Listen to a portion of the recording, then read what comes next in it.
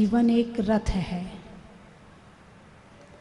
जीवन एक रथ है। इस रथ में 5 घोड़े लगे हैं। एक सईस है और एक रईस है। जैसे रथ होता ना, तो एक सारथी होता है और एक मालिक होता है। एक रथ चलाने वाला होता है और एक उसका मालिक होता है।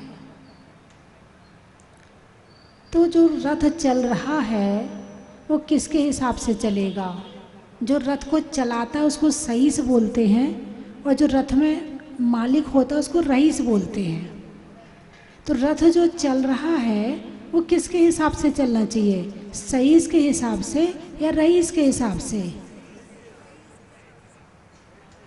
मालिक के हिसाब से या नौकर के हिसाब से? नौकर के हिसाब से। चलो, आप बहुत अच्छे हो, आपने निर्णय बहुत अच्छा दिया है। हमारे जीवन रूपी रथ में 5 घोड़े हैं। कितने घोड़े? 5 घोड़ों वाला रथ है। एक इंद्री का 1 घोड़े वाला है, 2 इंद्री का 2 घोड़े वाला है, 3 इंद्री का 3 घोड़े वाला है। मगर उसमें सईस भी नहीं है। घोड़े तो हैं, सईस भी नहीं है। लेकिन हमारा जो रथ है, हम मालिक हैं, हमें नौकर भी मिला है। हम जो हैं बहुत अमीर हैं। 5 घोड़े मिले हैं, यानी 5 इंद्रियां मिली हैं। क्या मिली हैं? 5 इंद्रियां मिली हैं, और साथ में इस गाड़ी को चलाने वाला ड्राइवर भी मिला है। क्या? हमारी गाड़ी जो है ड्राइवर के साथ में मिली है। हमारी गाड़ी बिना ड्राइवर के नहीं है। यानी कि जैसे एक इंद्री है, एक इंद्री के पास मन है क्या? नहीं। 2 इंद्री के पास मन है? नहीं है। 3-4 इंद्री के पास भी नहीं है, असंगी के पास भी नहीं है। संगी के पास में मन है। मन हो गया ड्राइवर। 5 घोड़े हो गए रथ को चलाने वाले, और रईस यानी उसमें बैठा हुआ जो मालिक है वो हो गई हमारी आत्मा। ठीक है? तो आत्मा मुख्य है या नौकर मुख्य है? आत्मा मुख्य है। बहुत बढ़िया, बहुत सुंदर।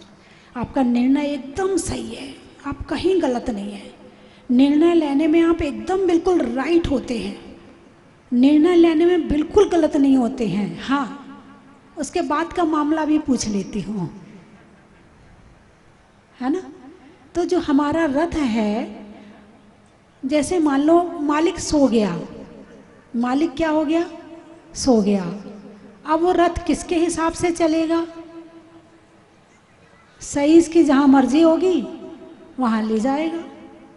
सईस भी कमज़ोर पड़ जाए तो जहाँ घोड़े ले जाएंगे वहाँ रथ चला जाएगा। और जब सईस के हिसाब से या घोड़े के हिसाब से रथ चलेगा तो उस रथ का क्या हाल होगा, ये आप अपने जीवन से जान सकते हो। 5 इंद्रियां घोड़े हैं। मन इन 5 इंद्रियों को चलाने वाला सईस यानी नौकर है, और आत्मा यानी मालिक है। ठीक है? अब मन विचारा अपने आप में बीच की चीज हो गई। एक तरफ घोड़े हो गए और एक तरफ मालिक हो गया। कई बार मन जोर भी पकड़ लेगा, कई बार मन कमजोर भी पड़ जाएगा। जब घोड़े ज़्यादा ताकतवर होंगे तो जो चलाने वाला है वो कमजोर पड़ जाएगा। जब उसमें बैठा हुआ आत्मा मालिक ज़्यादा ताकतवर होगा तो मन जागृत हो जाएगा और घोड़ों की लगाम खींच के रखेगा और फिर रथ सही चलेगा। और यदि मालिक सो गया और सही से भी कमज़ोर पड़ गया तो फिर घोड़े अपने हिसाब से रथ को खींच के ले जाएंगे उन्हें जहाँ ले जाना है ना? 5 इंद्रियां हैं। कभी आँख कहती चलो मुझे ये देखना है, मुझे वो देखना है। क्या देखना है? मन अच्छी चीज़ देखने को कभी नहीं कहता है, हमेशा नीचे की तरफ जाता है। जैसे पानी है, पानी को यदि ऊपर से फेंकेंगे तो कहाँ जाएगा?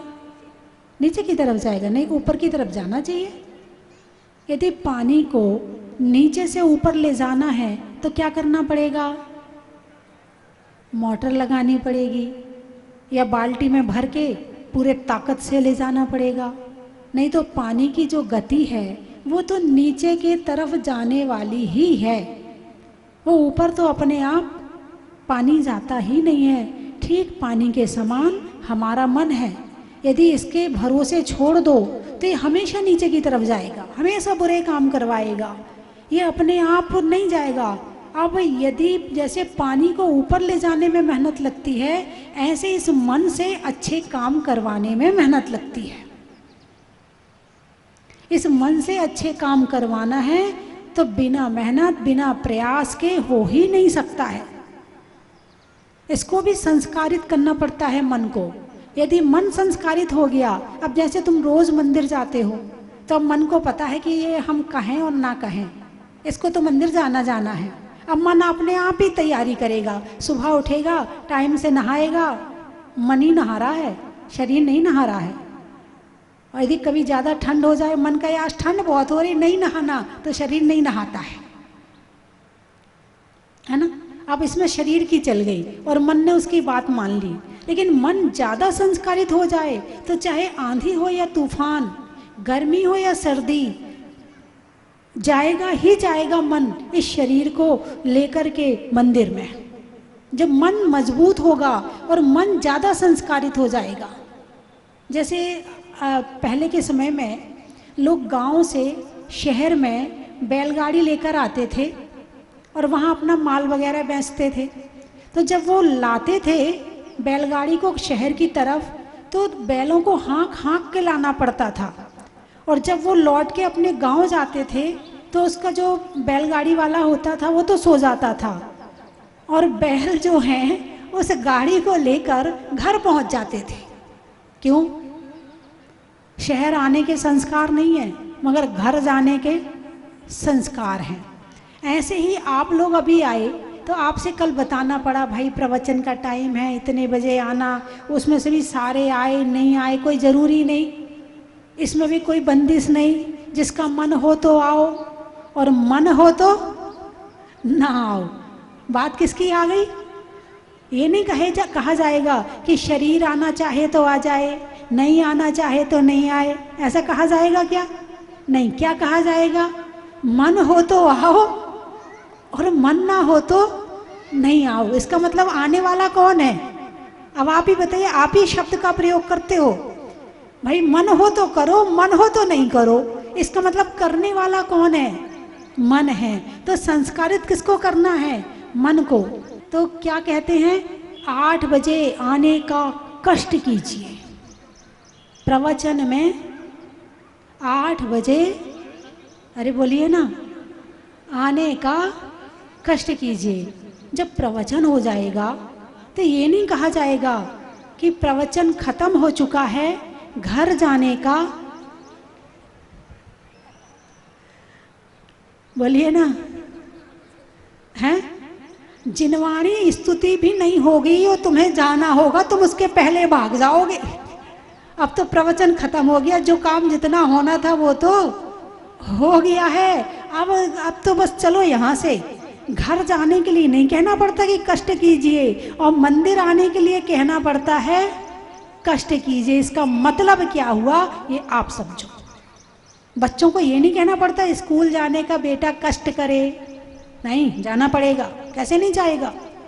रोता छोड़ के आओगे। कभी मंदिर लाए हो? अरे उसका मन नहीं मंदिर जाने का, रहने दे, वो मना कर रहा है, रहने दे। अरे वो सो रहा है, रहने दे। यदि मान लो स्कूल का टाइम हो और बेटा सो रहा हो तो क्या करोगे? अरे बोलिए ना, क्या करोगे?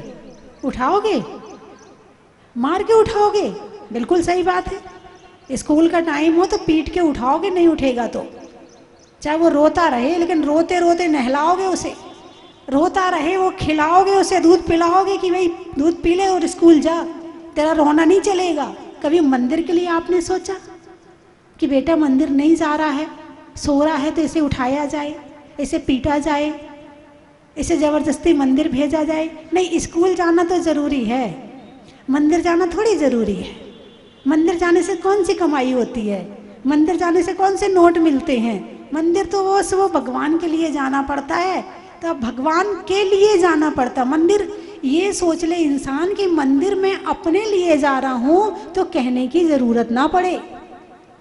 ये सोचते हैं कि मंदिर भगवान के लिए जा रहे हैं, समाज के लिए जा रहे हैं, तो फिर मंदिर जाने में जोर पड़ता है।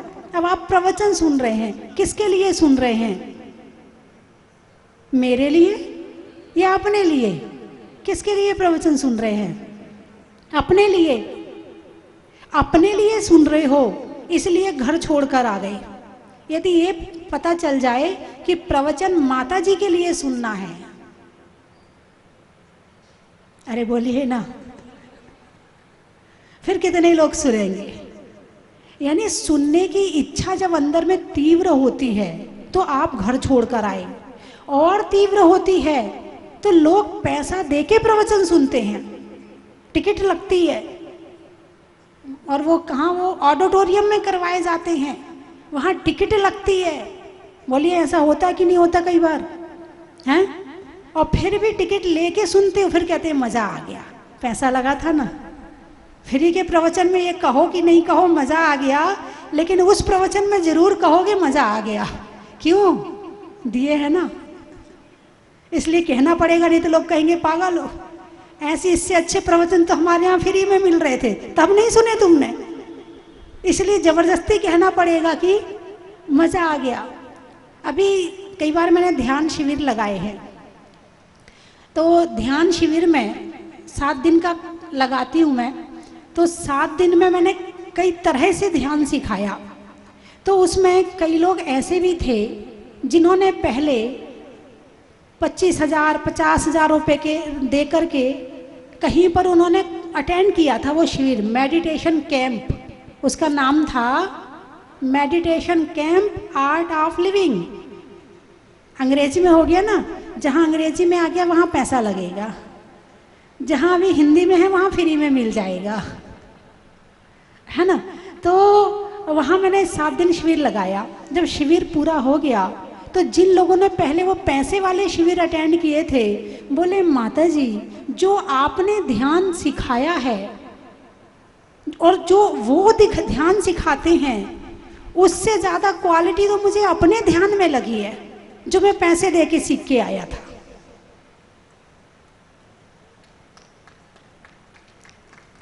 कर लो एक्सरसाइज।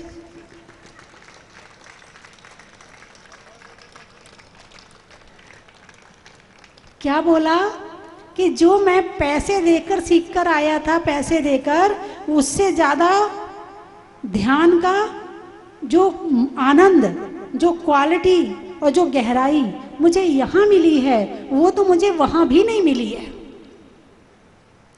तो कहने का अभिप्राय मेरा ये है, अब बात आ जाए अपने जीवन रथ पर कि अपना जीवन रथ चल कहाँ रहा है, इसको कौन चला रहा? घोड़े चला रहे कि मन चला रहा कि हमारी आत्मा चला रही है? अब दिन भर में सबसे ज़्यादा चर्चा किसकी होती है?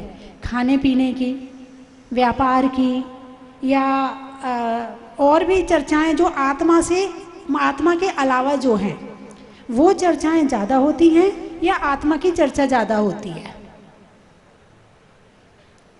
आत्मा कितने बार दिन में याद आती है आपको? आत्मा याद नहीं आती है ना? अच्छा, तो आपको आत्मा याद नहीं आती, तो दिन भर क्या याद आता है फिर आत्मा के अलावा?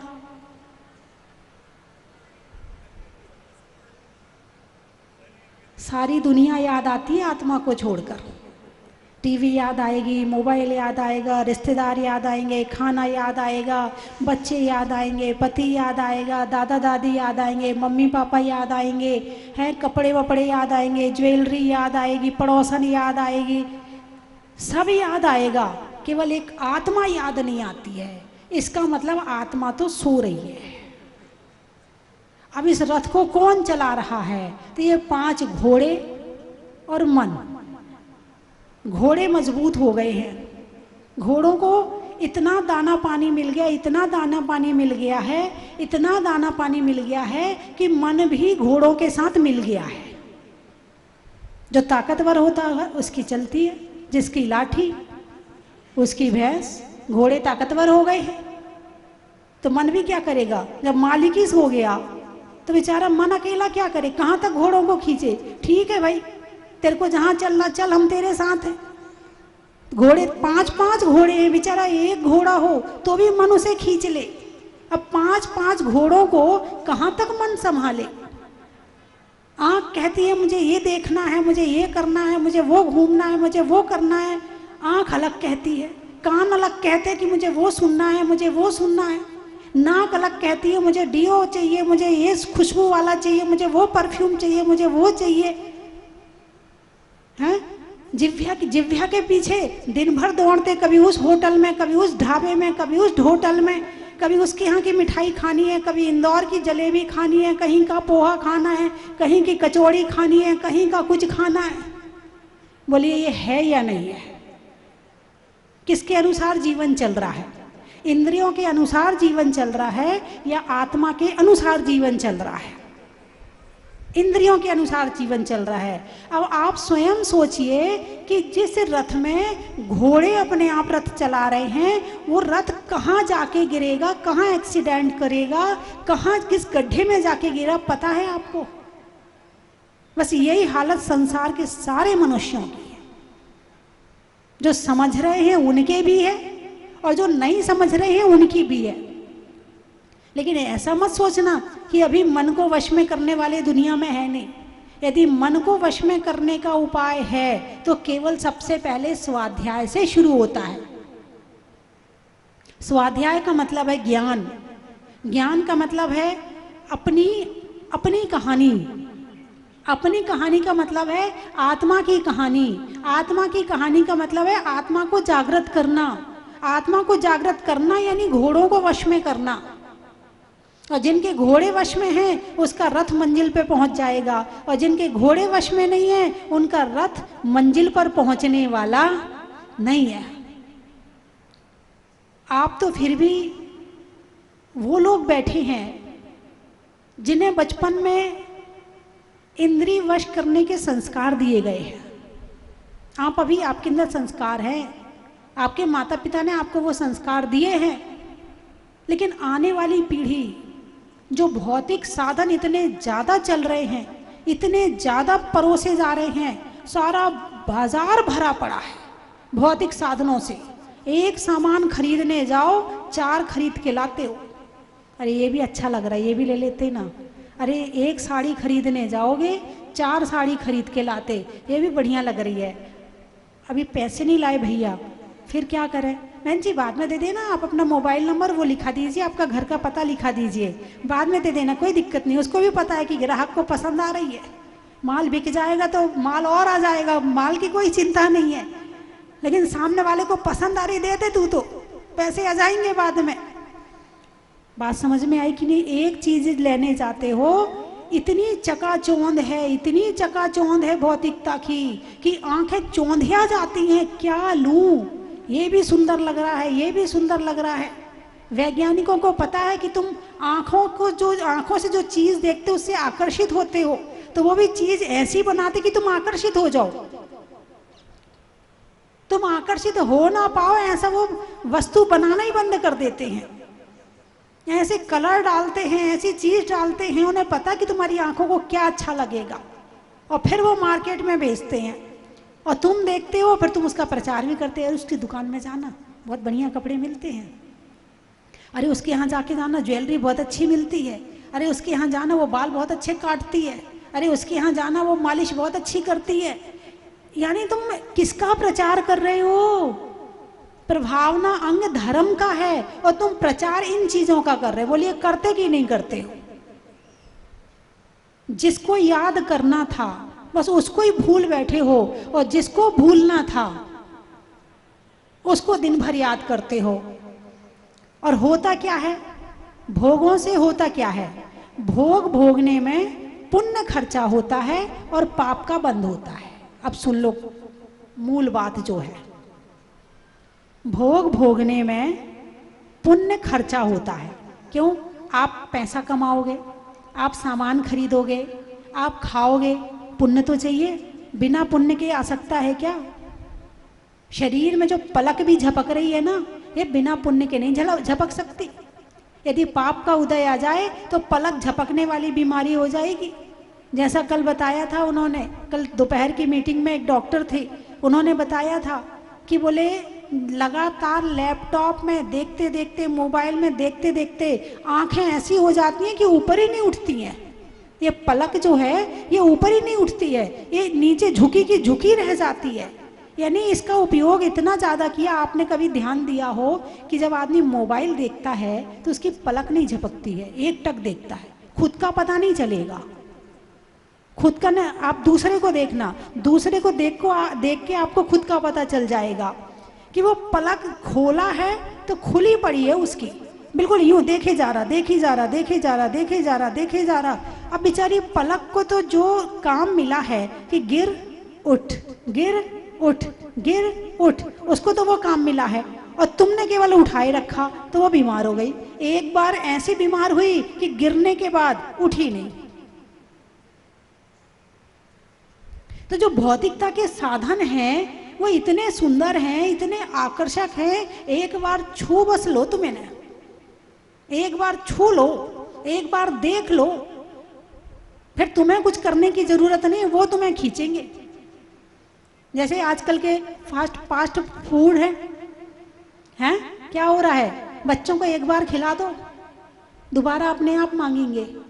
जैसे मोबाइल है, मोबाइल में एक बार देख लो, यानी कि आजकल बच्चे मोबाइल के इतने ज़्यादा उसके अंदर डूब गए हैं कि यदि 1 सेकंड का समय भी मिलेगा तो 1 सेकंड में वो निकाल के देख लेते किसका मैसेज आया, किसका क्या आया, किसकी नई पोस्ट आई है, किसका। 1 सेकंड, मिनट नहीं बोल रही हूं मैं।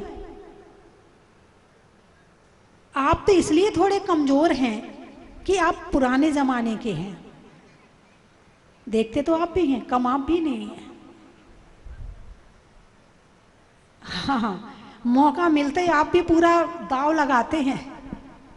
उस समय ना आत्मा याद आती ना कोई, सीधे मोबाइल ही याद आता है। जैसे खाने से फुर्सत हुए शुरू मोबाइल। अब पहले की महिलाएं खाने से फुर्सत होती थी तो भाई आज आटा पीसना है, आज नमक पीसना है, आज मसाला पीसना है, बड़ी अब गर्मी आ गई है तो पापड़ बना के रखने हैं, बरसात में पापड़ नहीं बनते हैं तो पापड़ बना के रखने हैं, खिचला बना के रखने हैं, है ना। गर्मी आते ही महिलाएं मेहनत करने लग जाती थी। और अब मोबाइल से फुर्सत मिले तो बने ना, हमसे नहीं होता है। घर वालों से क्या कहती है, हमसे नहीं होता अम्मा जी, हमसे मत कहना पापड़ बनाने की, वो आ रहे बाजार में क्वालिटी के अच्छे पापड़ हैं, वो खाने में अच्छे लगते हैं, वही मंगवा लो आप। तो ऐसा है कि नहीं है? पहले की महिलाएं सारी चीज घर में बनाती थी तो घर वालों को शुद्ध मिलता था खाने के लिए। अब ना खुद शुद्ध खाती हैं और ना घर वालों को शुद्ध खिलाती हैं। इसलिए आज सबसे ज्यादा खराब कुछ हो रहा है तो इंसान का दिमाग खराब हो रहा है। यदि उसे सुधारना है तो अपना घर सुधारो, अपनी रसोई सुधारो। जितना ज़्यादा समय नारी का रसोई में लगेगा उतनी रसोई अच्छी रहेगी और शुद्ध रहेगी। आराम की जिंदगी आ गई। कौन सी जिंदगी? घरों में भी लिफ्ट लगी है। 3 मंजिल का घर है, चलो भाई लिफ्ट लगा लो, सीढ़ियां चढ़ना बंद। अब गए शिखर जी जाने पर क्या हुआ? सीढ़ी चढ़ने की आदत है नहीं, क्योंकि लिफ्ट से जाते हैं। यदि सीढ़ी चढ़ेंगे तो थोड़ा हार्ट पे भी जोर पड़ता है, थोड़ा फेफड़ों पे भी जोर पड़ता है। फेफड़ों की नसें भी मजबूत होती हैं, हार्ट भी मजबूत होता है। जब काम करता है ना कोई भी शरीर की कोई भी मशीन, कोई भी चीज जब काम करती है तो मजबूत होती है। अब सीढ़ी चढ़ते हो तो सीढ़ी चढ़ने से घुटने भी मजबूत होते हैं, पैर भी मजबूत होते हैं, हार्ट भी मजबूत होता है, पेट भी मजबूत होता है। मेहनत कर रहा है तो सीढ़ी चढ़ने से अब सीढ़ी चढ़ना छूट गई। क्यों भाई, क्यों छूट गई? हमारे यहाँ लिफ्ट लगी है ना, हम लोग मेहनत नहीं करते। अच्छा, अब गए शिखर जी, अब मन हुआ कि शिखर जी की वंदना पैदल की जाए, अब करके बताओ। और ज्यादा जोर डालोगे तो बहुत से लोग ऐसे हैं कि जो बिल्कुल भी मेहनत नहीं करते हैं, उनका हार्ट और जो फेफड़े होते हैं वो बिल्कुल कमजोर हो जाते हैं। तो उससे होता यूं है कि कई बार शिखरजी में ही हार्ट फेल हो जाता है चढ़ते चढ़ते। क्यों? क्योंकि तुम्हें आदत तो है नहीं। बात समझ में आई कि नहीं आई?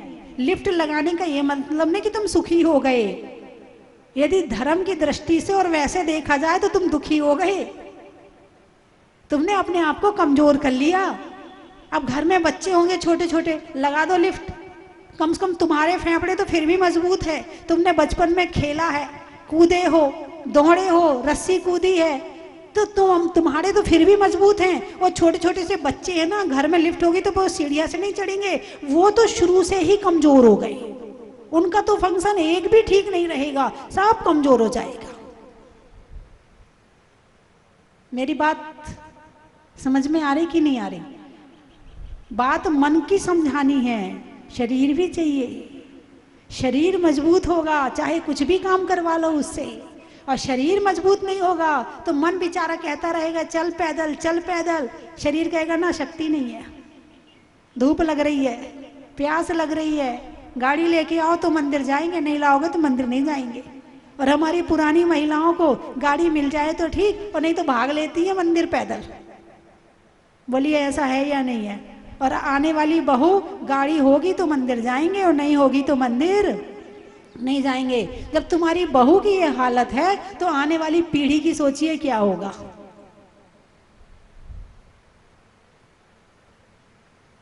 तो इस शरीर को, इन इंद्रियों को इनके हिसाब से ना चलने दें, इन्हें आत्मा के हिसाब से चलाएं। यदि आत्मा के हिसाब से चलेंगे तो शरीर भी अच्छा रहेगा और मन भी अच्छा रहेगा।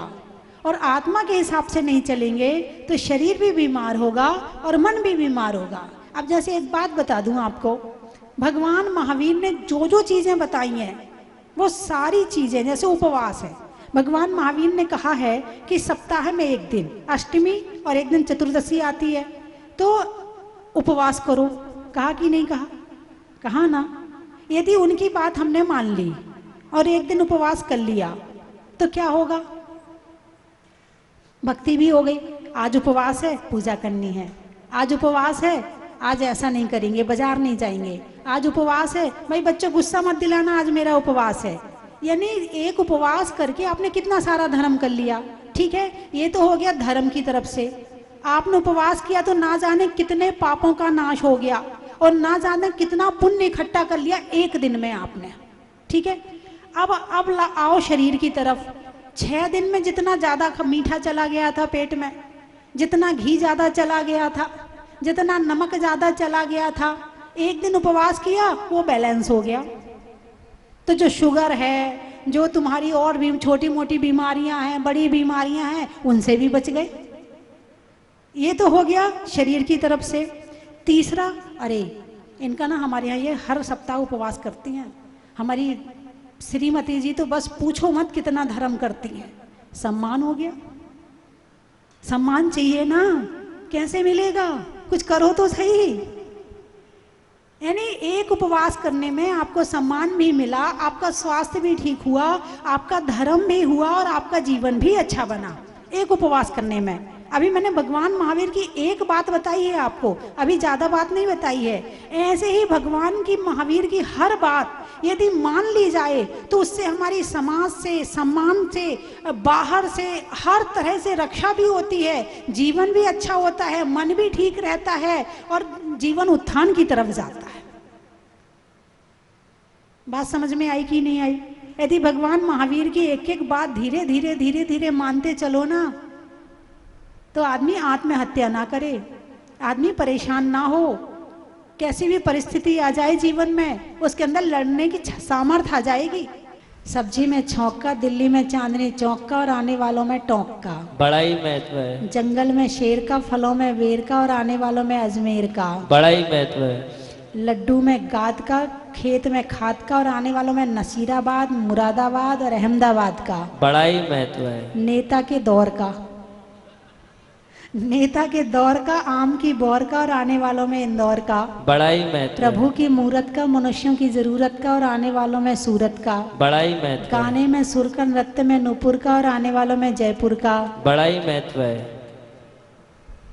घर में छुई का, महीनों में मई का चल रहा है ना, और आने वालों में मुंबई का, बड़ा ही महत्व है, त्रियंचों में बिल्ली का, डंडा में गिल्ली का और आने वालों में दिल्ली का, बड़ा ही महत्व है, भोजन में दाल का, पूछने में हाल का और आने वालों में भोपाल का, बड़ा ही महत्व है, गाड़ियों में जीप का, मोती में सीप का और आने वालों में मंडी दीप का, बड़ा ही महत्व है, पानी में मगर का, चलने में डगर का और आने वालों में विजयनगर का, बड़ा ही महत्व है, रंगों में हरा का, रहने में धरा का और आने वालों में आगरा का, बड़ा ही महत्व है, दूर होने में तिमिर का, दूर होने में तिमिर का, तीर्थंकरों में वीर का और लगने वाले प्रशिक्षण शिविर का, बड़ा ही महत्व है, खेत में धान का, शादी में पान का और कल होने वाले महावीर विधान का। बड़ा ही महत्व है। बोलिए 24 भगवान की।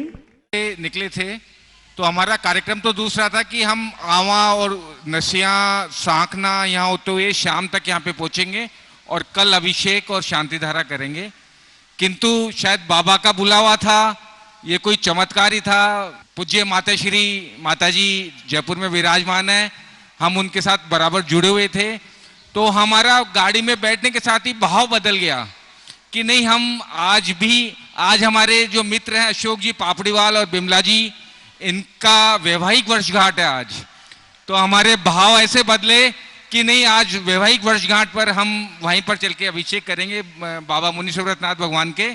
और हम सीधे जयपुर से हमने भानु भैया को फोन किया कि भानु भैया अभिषेक कितने बजे प्रारंभ होते हैं।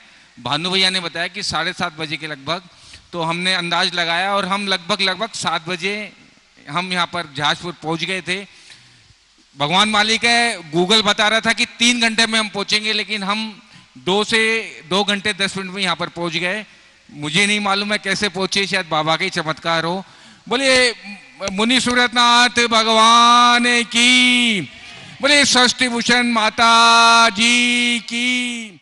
पहले भी हम लोग आए हैं और अब सोच के ही आए थे कि शांति धारा या अभिषेक करके ही जाएंगे यहाँ से। यही हम चाहते हैं, ऐसी प्रतिमा, ऐसा आकर्षण मैंने आज तक नहीं देखा। एक यहाँ और एक हमारे विजयनगर में पारस बाबा का, मतलब पारस बाबा को देख लो और मुनीश्वरनाथ भगवान को देख लो, यहाँ के दोनों में अलग सा मैग्नेट लगा है, इसकी कोई दो राय नहीं है।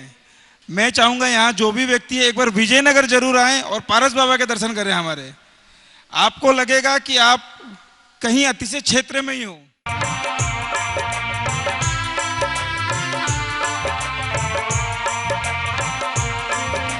चलो रे चलो रे चलो, चलो रे चलो रे चलो, चलो जहां।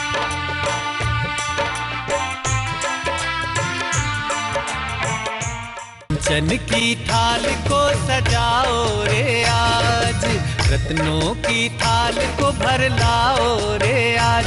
आओ आओ करे रे गुणगान आरती भगवन की, आओ आओ करे गुणगान आरती भगवन की।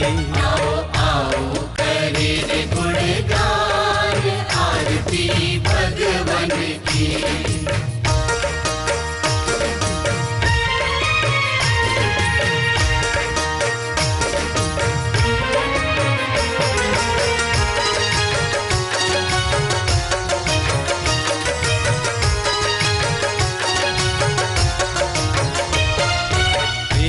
सुमित्र के राज दुलारे, माँ पद्मा जी के नैनों के तारे। पिता सुमित्र के राज दुलारे, माँ पद्मा जी के नैनों के तारे। राजगृही में जन्म लियो आप, राजगृही में जन्म लियो आप। आओ आओ मनाए खुशी आज आरती भगवन की। आओ आओ करे गुणगान आरती भगवन की। आओ आओ करे गुणगान आरती। परम परम विदुषी लेखिका गणिनी आरिका रत्न श्री 105 स्वस्ति भूषण माता जी, जिन्होंने मात्र 20 वर्ष में 100 से भी अधिक किताबें लिखकर जैन समाज को अनूठा योगदान दिया है। बड़े बड़े विधान जैसे कल्पद्रुम महामंडल विधान, सिद्ध चक्र महामंडल विधान, इंद्रध्वज महामंडल विधान एवं विशेष जिनपद, पूजांजलि आदि महत्वपूर्ण साहित्य बहुत ही सरस, सरल व सुबोध शैली में लिखे हैं, जिसमें गद्य एवं पद्य साहित्य भी समाहित है। इन महान साहित्यों को पढ़कर आप भी अपने ज्ञान का विकास कर सकते हैं। साहित्य प्राप्त करने हेतु आज ही संपर्क करें। संपर्क सूत्र 7906062500 98683 45768।